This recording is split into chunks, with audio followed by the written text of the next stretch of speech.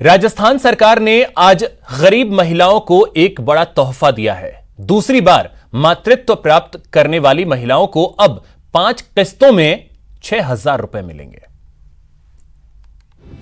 गहलोत सरकार का dream project, गरीब महिलाओं को मिलेगी सहायता राशि।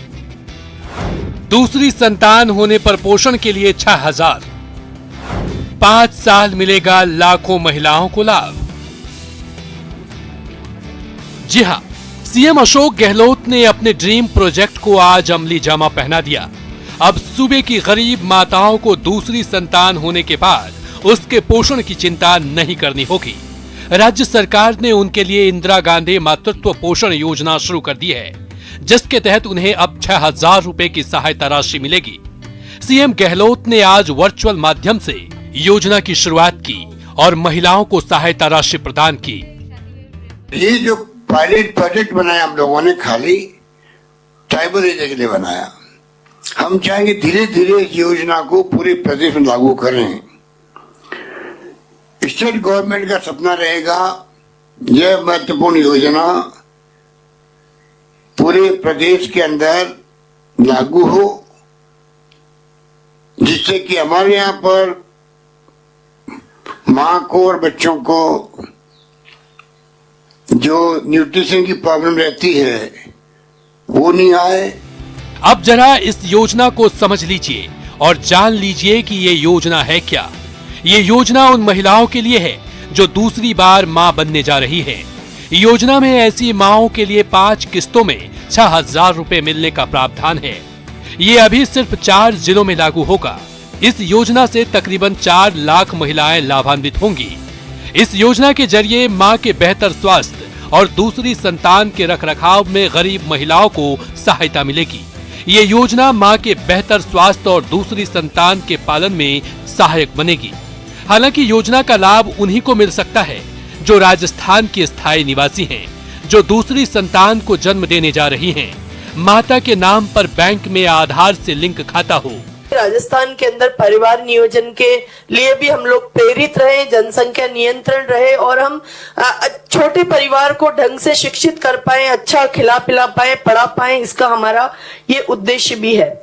मुझे आशय नहीं बल्कि पूर्ण विश्वास है कि इस महत्वाकांक्षी योजना को माननीय मुख्यमंत्री जी की भावनाओं के अनुरूप महिला बाल विकास माननीय मंत्री महोदया जी, उनके सभी टीम के अधिकारीगण और जो सामाजिक संस्थाएं इसको फील्ड में मूल रूप देंगी।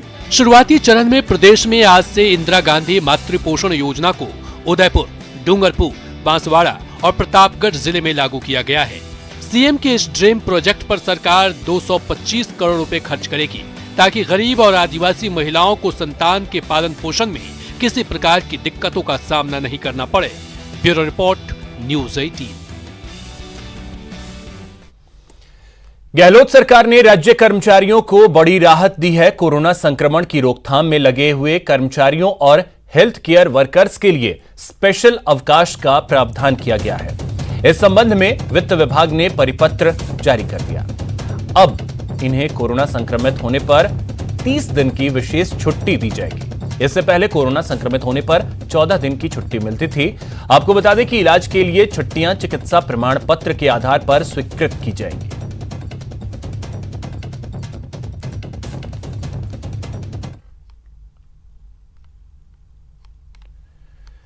तो एक बड़ी खबर, राज्य कर्मचारियों को यह बड़ी राहत दी गई है। 30 दिन की छुट्टी दी जाएगी। अब रुक करते हैं अगली खबर की ओर। अजमेर में डाक विभाग ने नई पहल की है, जिसका फायदा पेंशनर्स को हो रहा है। जी हां, जीवित प्रमाण पत्र बनाने के लिए पेंशनर्स को ई मित्र या संबंधित विभाग के चक्कर काटने की जरूरत नहीं है। डाक विभाग घर घर जाकर पेंशनर्स का जीवित प्रमाण पत्र बना रहा है।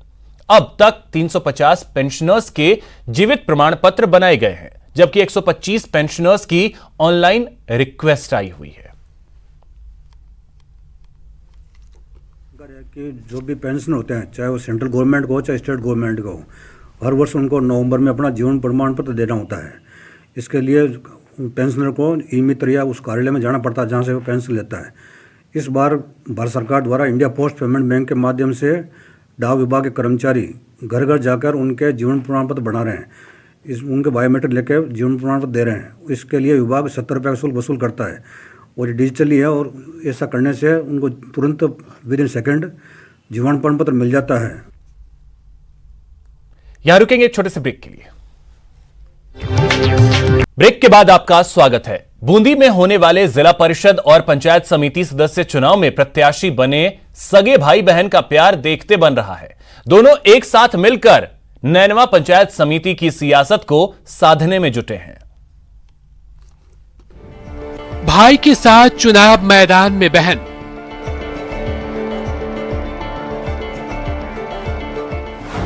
भाई बहन ने मिलकर संभाला सियासी मोर्चा।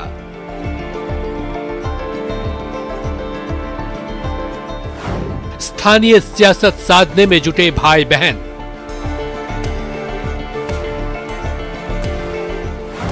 भैया मेरा चुनाव में साथ निभाना। फूल माला पहने और समर्थकों से घिरे इस जोड़ी को ध्यान से देखिए। ये जोड़ी कोई सेलिब्रिटी नहीं है, बल्कि बूंदी के नैनवा पंचायत समिति के वार्ड नंबर 14 और 16 से चुनाव लड़ रहे सगे भाई बहन मनोज नागर और मिथिलेश नागर हैं। पंचायत चुनाव में कांग्रेस ने दोनों को टिकट दिया है और भाई बहन पूरे उत्साह के साथ एक साथ मिलकर चुनाव प्रचार में जुटे हैं और घर घर जाकर लोगों से समर्थन मांग रहे हैं।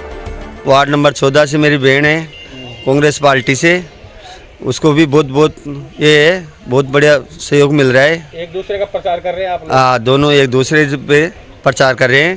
तो दोनों की उम्मीद है जीतोगे? दोनों की उम्मीद जीतेंगे। चुनाव मैदान में डटी भाई बहन की इस जोड़ी को लोग खूब पसंद कर रहे हैं। वार्ड नंबर 16 से भाई मनोज चुनाव लड़ रहा है, वहीं वार्ड नंबर 14 से बहन मिथिलेश, दोनों कहीं भी साथ साथ चुनाव प्रचार में जा रहे हैं। जगह जगह दोनों का साफा पहनाकर सम्मान किया जा रहा है और भाई बहन के समर्थन में लोगों की भीड़ उमड़ रही है और दोनों एक दूसरे की जीत के प्रति आश्वस्त भी दिख रहे हैं। मेरा नाम मिथिलेश नागर है। हाँ जी, बताइए। वार्ड नंबर 14 से खड़ी हो रही हूँ। दोनों बहन भाई भी 16 से खड़ा हो रहा है। दोनों बहन भाई की उम्मीद है जीतने की। बहुत अच्छा समर्थन मिल रहा है मेरे को। उम्मीद है हमको दोनों बहन भाइयों को जीतने की। पंचायत चुनाव में जन समर्थन के लिए घर घर जाकर जनसंपर्क में जुटे भाई बहन की इस जोड़ी को स्थानीय लोगों का भरपूर प्यार मिल रहा है और लोगों के समर्थन के भरोसे ये जोड़ी बूंदी जिले के नैनवा पंचायत की सीट जीतने की जुग्गत में लगी है। चैन सिंह तंवर, न्यूज़ 18 राजस्थान।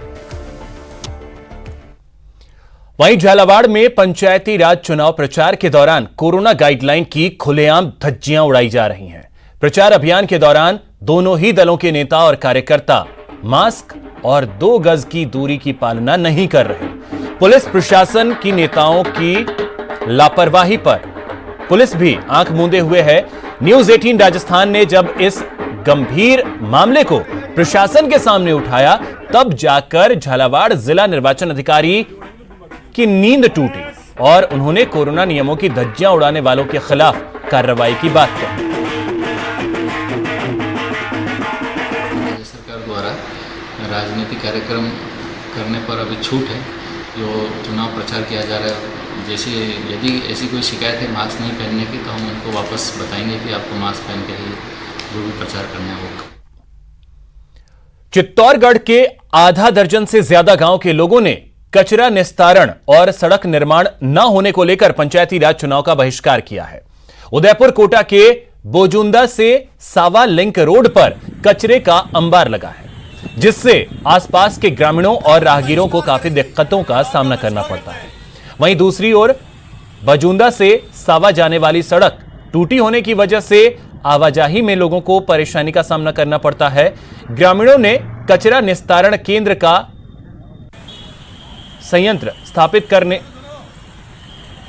का केंद्र कहीं और स्थापित करने और सड़क निर्माण की मांग को लेकर जिला कलेक्ट्रेट पर प्रदर्शन करते हुए आगामी पंचायती राज चुनाव में मतदान बहिष्कार की चेतावनी दी। हम 7-8 गांव के सभी ग्रामवासियों ने मिलकर ये निश्चय किया है कि अगर हमारी मांगों का अगर पूर्णतः समाधान नहीं होगा तो हम आने वाले 5 दिसंबर को जो जिला परिषद और पंचायत समिति के चुनाव है उसमें मतदान का पूर्णतः बहिष्कार करेंगे। जैसे ऐसे हालात हैं, इन हालातों से देखते हुए तो हमारे को प्रशासन से सभी जगह से सहयोग मांग के देख चुके हैं। अगर ये निराकरण नहीं होता है तो जो जनता कहेगी हम उनके साथ में हैं। रोड अगर कंप्लीट नहीं बनती है तो आने वाले समय में जो भी चुनाव होंगे उन सबका ये जितने भी 8-10 गाँव लगते हैं बोजुंदा से लेकर साबा के बीच में, सब लोग चुनाव का बहिष्कार करेंगे। छात्रों की शिकायत के बाद राजस्थान माध्यमिक शिक्षा बोर्ड एक्शन में आ गया है। 2021 में होने वाली परीक्षाओं के लिए भरने वाले आवेदन की प्रक्रिया से पहले ही निजी स्कूल वाले छात्रों से फीस मांग रहे हैं। लिहाजा बोर्ड ने 2 निजी स्कूलों के खिलाफ विभागीय कार्रवाई करने की अनुशंसा शिक्षा निदेशालय से की है। आपको बता दें कि बोर्ड को चूरू के सरदार शहर में आदर्श विद्यापीठ स्कूल के एक छात्र ने शिकायत की थी कि परीक्षा आवेदन पत्र भरने की एवज में 10,000 रुपए फीस की मांग की गई है। वहीं जयपुर के टोडियावास के पब्लिक सीनियर सेकेंडरी स्कूल से भी विद्यार्थी ने शिकायत दी। बोर्ड ने कहा कि इनके अलावा भी कई स्कूल हैं जिनकी शिकायत मिली है, लिहाजा सभी के खिलाफ जांच करने और रिपोर्ट भेजने के निर्देश दिए गए हैं।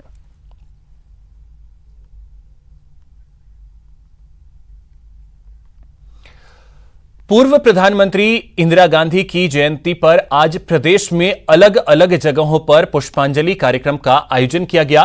पीसीसी में गोविंद सिंह डोटासरा समेत कई वरिष्ठ नेताओं ने इंदिरा गांधी को श्रद्धांजलि दी।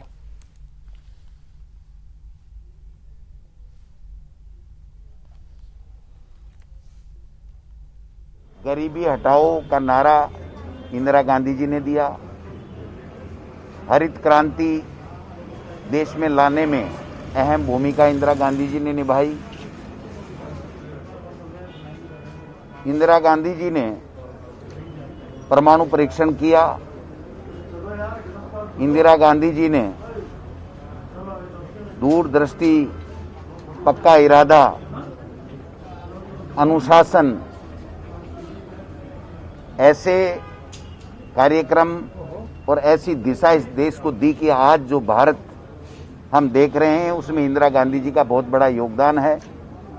आम लोगों को लगे कि देश उनका है, उनके लिए आजाद हुआ है, तो वो आभास देश के लोगों को इंदिरा जी ने कराया। राजाओं के प्रिव्यू पर्स बंद किए, पहले राजे महाराजे। तो चलिए आपको कुछ और तस्वीरें दिखाते हैं। 6 जगहों की तस्वीरें इस वक्त हम आपको दिखाते हैं जहां पर इंदिरा गांधी की जयंती मनाई गई और इंदिरा गांधी को याद किया गया। तस्वीरें जयपुर, जोधपुर, कोटा, उदयपुर, भीलवाड़ा और बीकानेर की हैं।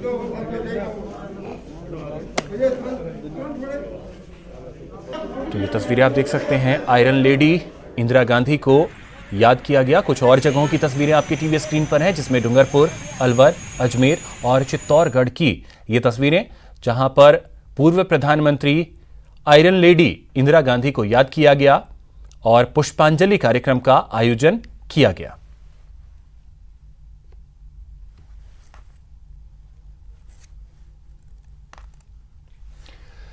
कोविड के बाद जयपुर दिल्ली रूट पर यात्री भार घटने के बाद रोडवेज प्रबंधन ने बड़ा कदम उठाया है। लग्जरी बसों का किराया 200 रुपए कम करने का फैसला लिया गया है। लिहाजा वोल्वो और अन्य लग्जरी बसों में 900 की जगह 700 रुपए ही देने होंगे। नया किराया 23 नवंबर से प्रभावी होगा। आपको बता दें कि यह किराया 23 नवंबर से 31 दिसंबर तक कम करने का फैसला लिया गया है।